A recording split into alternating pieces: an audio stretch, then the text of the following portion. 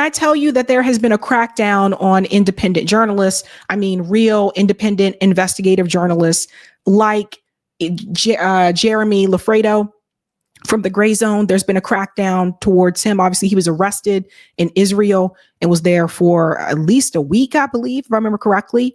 Of course, we cannot forget about Julian Assange. They have been targeting journalists heavily, especially those who have been criticizing Israel. And this is now the second time that Richie Medhurst has been targeted within the past couple of months. He did issue a statement here. He was detained by the Austrian police. That's right, Austrian police. Richie Medhurst, if you guys are not familiar, he is an investigative journalist. I believe Richie is Syrian as well. So he's also talked about Syria. He talks about Gaza, Israel, a lot of Middle East politics. Listen to this story. This is crazy. My name is Richard Medhurst. I'm an internationally accredited journalist from the UK. On Monday, agents from the Austrian police and intelligence services detained me, raided my home, raided my studio, and then interrogated me. They essentially lured me into a trap. So I received a letter from the government last week, from immigration, summoning me for some interview at my residency. I found that a bit odd because I've lived here for a while. I never had any problems. So having nothing to fear, I went to the meeting by myself. And then after a few simple questions, they suddenly issued a thinly veiled threat saying they were considering revoking my residency because of my alleged reporting on Palestine and Lebanon. So of course, my answer was no comment. And as soon as I thought everything was over, I was ambushed by a group of plainclothes agents. They entered the room, flashing their badges in my face, and they said that they were the Austrian equivalent of MI5 or the FBI. Okay. We haven't even gotten into the thick of it yet.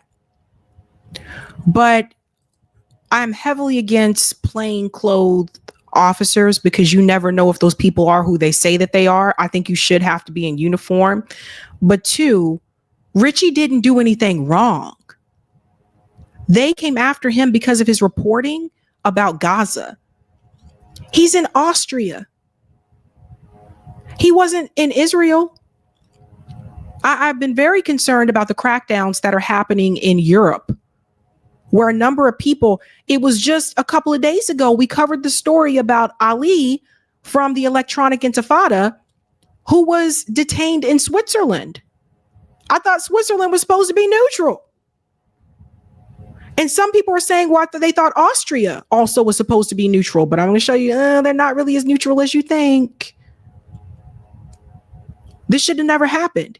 So second time with Richie in the past couple of months. So they're really trying to make an example out of him and send a strong message. They're trying to get him to stop talking about it.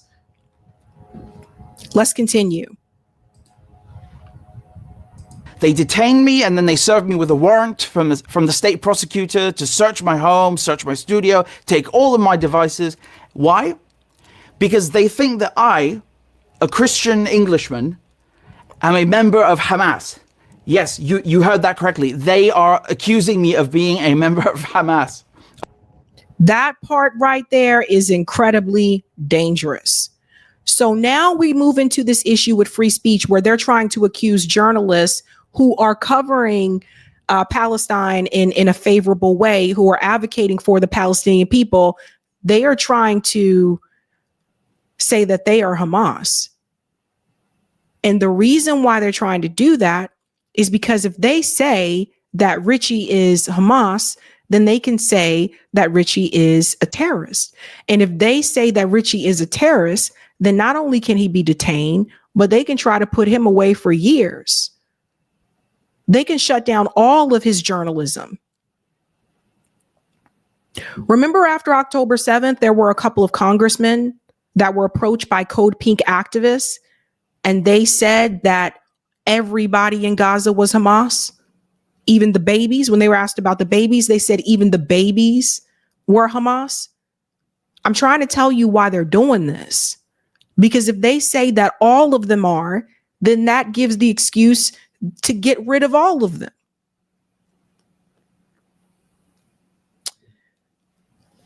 These are very serious times, you guys. Very serious times. Of being part of the Azz-al-Din Qassam brigades, of disseminating propaganda, encouraging terrorism, being affiliated with organized crime and a terrorist group. I mean, it's like reading something out of the Twilight Zone. So they seized my phone, and they drove me to my residence, ransacked the place. They even took devices which I repeatedly told them do not belong to me. Then they drove me to my studio and turned the place upside down. So I had to watch my devices being disassembled before my very eyes by a group of strangers. All these tools that I spent years building and investing in, the core of my journalistic profession. They took, in total, they took like 5-6 different laptops and computers, phones, USB sticks, hard drives, DVDs, you name it. And although the warrant was for electronic devices only, for some reason, they took photos of my residence, photos of the office, of the bathroom. They helped themselves to anything they saw, books, papers, documents, cupboards, closets. So they took pictures of his house. That's scary. That's not what the warrant was for. Now, I don't know what the rules are with the police in Austria. I mean, in the United States, like obviously you have a warrant for whatever the warrant says, but I don't know what the laws are in Austria. Crazy. Tell you the truth, though, the agents treated me kindly and with respect. They didn't deny me any of my basic needs. Now, as you recall, I was unjustly arrested a few months ago in London. They jailed me for almost 24 hours under the Terrorism Act. Strangely enough, last week, the police in England again extended this investigation, and then suddenly this happens in Vienna. I don't think that is mere coincidence, okay? The first thing I asked the Austrian agents was, did my government put you up to this? And they replied, no, Britain doesn't talk to us. Well, forgive me, but I find that a bit hard to believe. I do think that this persecution, this raid, is related to the case in Britain. I think it's being coordinated with Britain. Now, my colleague, Stefania Marizzi, who works on the Snowden papers with Glenn Greenwald, she reported last month in Il Fatto Quotidiano that the British police seized a graphene OS device from me and that it was very unlikely that they'd be able to crack it. So I suppose that's why Britain asked the Austrians to raid me, grab anything they could find, and go on this massive fishing expedition. The warrant even mentions my arrest in London to try and bolster their case. The Austrian agents, they asked me for the passwords to my devices, and I said no, because as a journalist, I have an ethical, a professional obligation to protect my sources. None of them were compromised. During the raid, I spoke briefly with the techs who were extracting my devices, from one nerd to another. And they told me that if they can't crack the devices, they send them outside sometimes to other countries, to other law enforcement agencies, and ask them for help. So that further indicated to me that this could very well be related to what's happening in the UK against me. Now, all these devices are work devices. They're my journalistic tools. I have been left with literally nothing. I mean, just to film this was a struggle. Okay. So what that tells you is that other countries are working with you have one country working with other countries to try to shut him up. Ali from Electronic Intifada was detained in Switzerland. Who put that call out? You see what I mean? In fact, I'm hearing more and more reports about journalists being detained in Europe than in the US. Europe is on some high level crazy shit right now. I don't know if you want to be all up around there if you're doing investigative journalism at this point in time. But they're working together.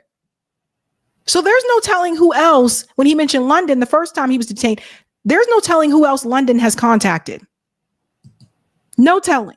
Hey, believe me, no phone, no computer, no SD cards, nothing. They cut me off from my work, from my contacts, from my family, from my friends.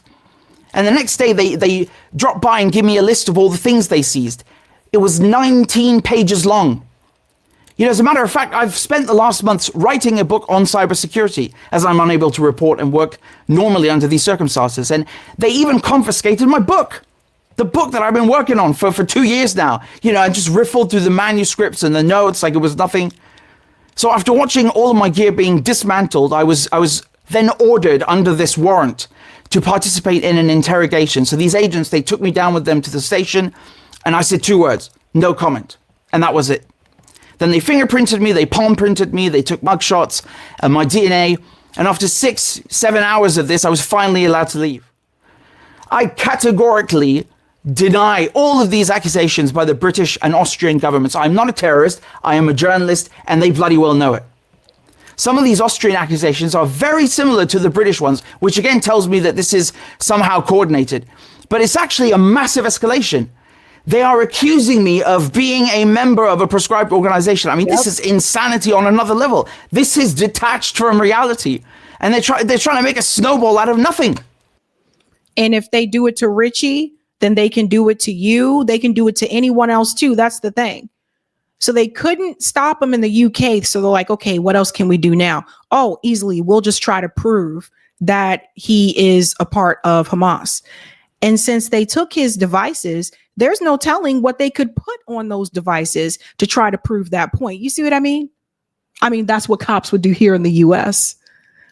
When they're trying to get someone, but they don't have enough evidence to get them, they try to set them up. If they think that someone may have done a crime, but they don't have the evidence, I don't know, they may just plant some drugs or plant a weapon. Wouldn't be the first time. That's the other scary part about them having his devices. So now, because of my reporting, I'm under investigation for quote unquote terrorism in 2 countries. I could face up to 14 years in prison in the UK, plus another 2 to 5 years if I don't give them the passwords to my phones, and maybe another 10 years in prison in Austria, and my residency potentially being revoked. And why? For what? For journalism, because of my reporting. I mean, this is insane. This is disproportionate state violence. And it's not just an attack on me. This is an attack on the entire profession, on freedom of speech, on democracy itself. They are denying me my human right to free speech. I'm being punished and persecuted in my country of origin in the UK and in my country of residence in Austria.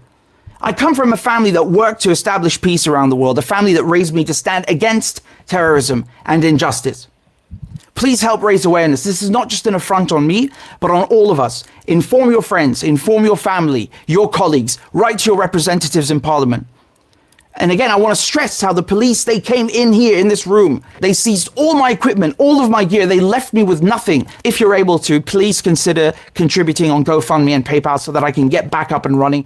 The links are down below. It would really make a difference and go a long way. This is crazy. And I mean, Richie Medhurst has been around for quite some time. I mean, he's not new or whatever. So they're trying to shut the door on investigative journalism, especially those that have been critical about Israel. And I want to bring up something here as well, and I'll get to what Eric posted.